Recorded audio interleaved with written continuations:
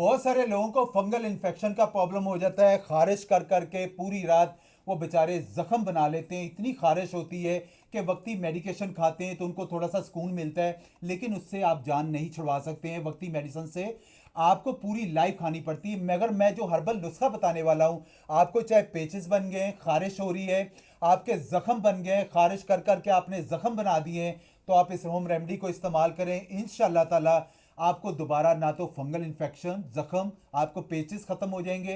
आपको कभी भी खारिश का मसला, जहां जहां खारिश हो रही है वहां वहां आप इसको जरूर अप्लाई करिएगा, इंशाल्लाह बहुत जबरदस्त है।